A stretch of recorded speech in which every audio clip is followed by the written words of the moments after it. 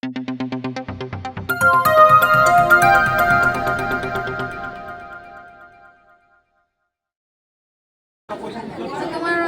আলাপ করার জন্য 50 টাকা নিচ্ছে আর ফর্মটা তোলার জন্য 26 টাকা করে নিচ্ছে।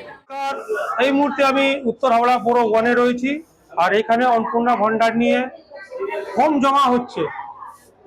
জমা হচ্ছে কিন্তু এখানে ফর্ম পাওয়া যাচ্ছে না।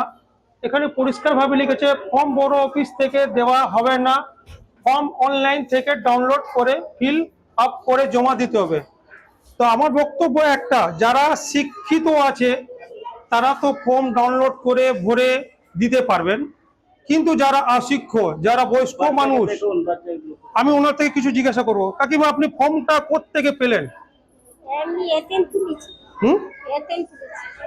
এতেই তুলেছেন? এখান থেকে দিয়েছিল? অনলাইনে তুলেছেন? তাহলে অনলাইন থেকে কে তুলে দিল আপনার? একটা মেয়ে তুলে দিয়েছে। তো গভর্নমেন্ট আপনার এখানে ফর্ম দেওয়ার জন্য বলেছিল, এখানে ফর্ম দেয়নি। চাচি, আপ কাহা সে আয়ে হ্যাঁ? বামনগাছি থেকে এসেছেন, কিন্তু আপনি ফর্ম কোত্থেকে পেয়েছেন? আমি অনলাইন থেকে তুলেছি। অনলাইন কত টাকা খরচা হলো এতে?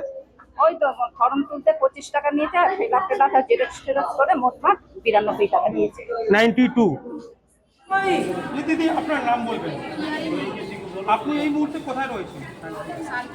সালকিয়া বড় অফিসে। আচ্ছা, আপনি বলুন, গভর্নমেন্ট বলেছিল লক্ষ্মী অন্নপূর্ণা ভান্ডারের ফর্ম দেওয়া হবে বড় অফিস থেকে, কিন্তু এখান থেকে কি আপনি ফর্ম পেয়েছেন? পাইনি, আসা হয়নি, মানে আসেনি, সময় হয়নি, তাই অনলাইন থেকে। কিন্তু এখানে তো লিখে দিয়েছে পরিষ্কারভাবে বলে যে এখান থেকে কোনো রকম ফর্ম দেওয়া হবে না, অনলাইন থেকে ডাউনলোড করে দিতে। আচ্ছা, আপনি শিক্ষিত আছেন? মানে কম পড়াশোনা।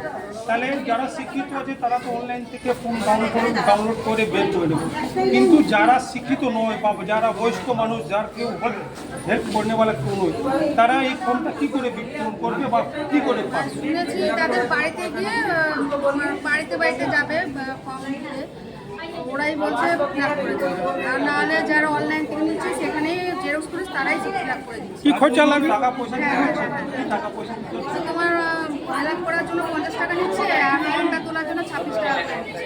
ফর্মটা তোলার জন্য 26 টাকা, আর ফর্ম যদি ফিল আপ করে দেয় তার জন্য 50 টাকা। এই মুহূর্তে এখানে